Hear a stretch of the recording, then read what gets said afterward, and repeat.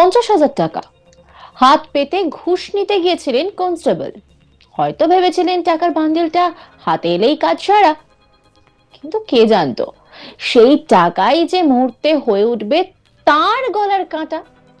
হাত বাড়িয়ে টাকা নেওয়ার আগেই চারপাশে তৈরি হয়েছিল ফাঁদ, আর সেই ফাঁদেই এবার ধরা পড়লেন কনস্টেবল শুভময় মণ্ডল। ঘুষের টাকার বান্ডিল হাতে নিয়ে কার্যত হাতে না হাতে পাকড়াও। বাবাজি এবার ঠেলাটা বুঝলেন। হাওড়া পুলিশ কমিশনারেটের সাঁকরাইল থানার অধীন নজিরগঞ্জ আউটপোস্টের ঘটনা। অভিযোগ, 50,000 টাকা ঘুষ নিতে গিয়ে অ্যান্টি কারাপশন ডিপার্টমেন্ট বা এসিবির হাতে ধরা পড়েন কনস্টেবল শুভময় মণ্ডল। অভিযোগের সত্যতা খতিয়ে দেখতে এবং ঘুষ লেনদেনের ঘটনার নেপথ্যে কি রয়েছে তা জানতে তদন্ত শুরু করেছেন এসিবির আধিকারিকরা। ঘুষের টাকা নেওয়ার মুহূর্তটা যেন সিনেমার কোনো একটা দৃশ্য। একদিকে টাকার বান্ডিল, অন্যদিকে আগে থেকেই তৈরি তদন্তকারীদের ফাঁদ। আর সেই ফাঁদে পা দিতেই আর পালানোর রাস্তা থাকলো না। 50,000 টাকা হাত পেতে নেওয়ার অভিযোগ উঠতেই মুহূর্তে বদলে গেল গোটা পরিস্থিতি। যে টাকা হয়তো তার কাছে ছিল কাজ হাসিলের হাতিয়ার, সেটাই শেষ পর্যন্ত হয়ে দাঁড়ালো তার গ্রেপ্তারির কারণ। ঘটনাটা ঠিক কি ঘটেছে, তারপরে কি হলো, সেই রিপোর্টটাই আপনাদের সামনে তুলে ধরেছে আমার কলিগ হিমাদ্রি ঘোষ। দেখুন। অপবাদ যেটা ছিল পুলিশের নামে, সেই পুলিশের নামের অপবাদ কিন্তু হাওড়া শহরে পর পর দুদিন ধরা পড়ল। প্রথম দিন ব্যাটরা থানার এসআই সুব্রত সরকার, তিনি 15,000 টাকা ঘুষ নিতে গিয়ে ধরা পড়লেন। আর এই ধরা হাতে নাতে ধরল anti corruption department ACB. ACB কাছে অভিযোগ ছিল যে এই সুব্রত বাবু তিনি কারোর থেকে ঘুষ চেয়েছিলেন এবং সেই টাকাটার মধ্যে কেমিক্যাল লাগিয়ে সুব্রত বাবুকে দেয়া হয়। সুব্রত বাবু সেই সময় এই টাকাটা নেন এবং হাতে নাতে ধরা পড়েন। তারপরে একটি জলের পাত্রের মধ্যে তার হাত ঢোবালে সেই কেমিক্যালটা যেটা টাকায় লাগানো ছিল সেটা পরিষ্কারভাবে ফুটে উঠল, হাত বাটির জলটি হয়ে উঠল গোলাপি। তিনি চেয়েছিলেন 15,000 টাকা। আর গতকাল আবার একজন ধরা পড়ল, সাঁকরাইল থানার অন্তর্গত নাজিরগঞ্জ আউটপোস্টের শুভময় মণ্ডল কনস্টেবল। তিনি 50,000 টাকা ঘুষ চেয়েছিলেন। এর অভিযোগও এসিবি পেলেন এবং সঙ্গে সঙ্গে তারা নিজেদের জাল ফেলে এই শুভময় মণ্ডলকে হাতে নাতে ধরলেন। তার ডিমান্ড ছিল কোনো একটা কেসের জন্য কাউকে পক্ষপাতিত্ব করার জন্য 50,000 টাকা। আর এই 50,000 টাকা যখন তিনি নিতে গেলেন সেই সময় হাতে নাতেই ধরা পড়লেন এসিবির হাতে। কারণ ওই টাকার মধ্যে এমন এক ধরনের কেমিক্যাল লাগানো ছিল, সেই কেমিক্যালটা খালি চোখে বোঝা যাবে না, কিন্তু আপনি যদি ওই টাকাটা হাতে ধরেন তাহলে সেই কেমিক্যালটা আপনার হাতে লেগে যাবে। আর সেই কেমিক্যাল লাগা হাত যদি জলের মধ্যে দেয়া হয় তাহলে সেই জলটি গোলাপি বা একটু লালচে হয়ে যাবে।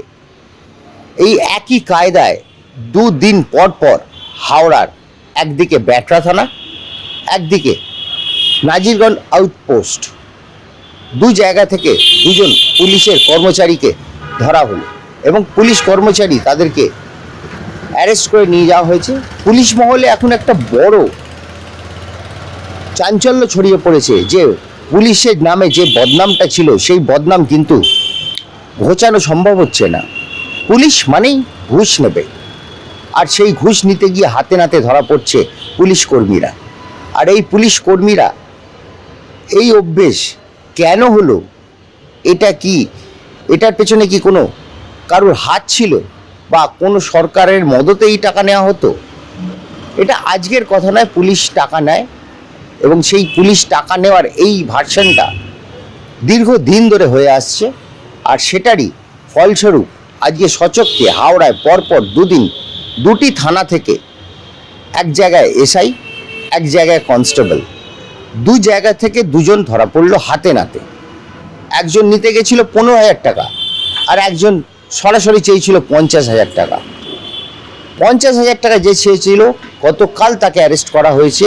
তিনি নাজিরগঞ্জ আউটপোস্টের একজন সামান্য কনস্টেবল, তার ডিমান্ড 50,000 টাকা। আপনি বুঝতে পারছেন যে মানুষকে কিভাবে অত্যাচার করা হচ্ছে, প্রেশার ক্রিয়েট করা হচ্ছে। সাধারণ মানুষ তার সব কিছু ভুলে পুলিশের কাছে যায় যাতে সুবিচার পাবে। সেইখানে পুলিশই যদি করাপ্টেড হয়, তাহলে সাধারণ মানুষ কার কাছে যাবে? এই প্রশ্নটা কিন্তু সাধারণ মানুষের কাছ থেকে উঠে আসছে। আরও বলা হচ্ছে যে এইভাবে পুলিশ যদি করাপশন করতে থাকে বা ঘুষ নিতে থাকে, তাহলে সমাজের অবস্থাটা কোথায় গিয়ে দাঁড়াবে?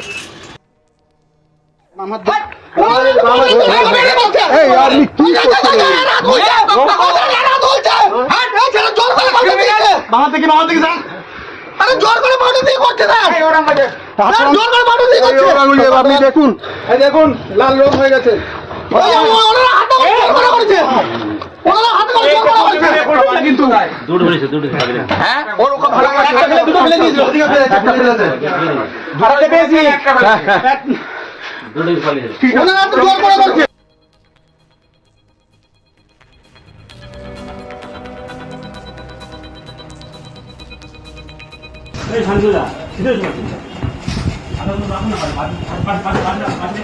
আমার সাথে কোন চুলে রাখলাম, আমার সাথে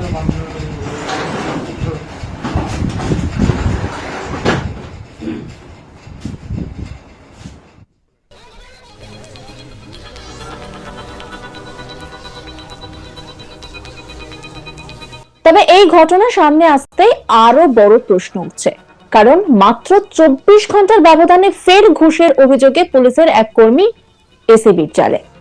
গতকালই বাট্রা থানার এসআই সুব্রত সরকার 15,000 টাকা ঘুষ নিতে গিয়ে দুর্নীতি দমন শাখার হাতে গ্রেপ্তার হন। সেই ঘটনার রেশ কাটতে না কাটতেই এবার 50,000 টাকার অভিযোগে কনস্টেবল শুভময় মণ্ডলকে ঘিরে চাঞ্চল্য।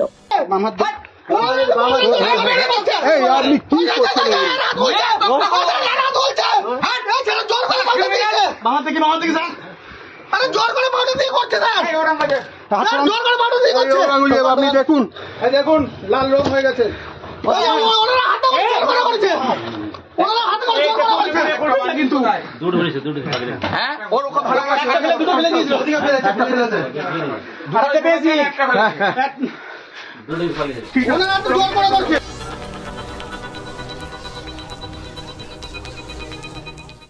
অন্যান্য খবর আপডেটের জন্য অবশ্যই নজর রাখুন আজ তাক বাংলার ইউটিউব স্ট্রিমিংয়ে। লাইক, কমেন্ট, শেয়ার এবং সাবস্ক্রাইব করতে ভুলবেন না।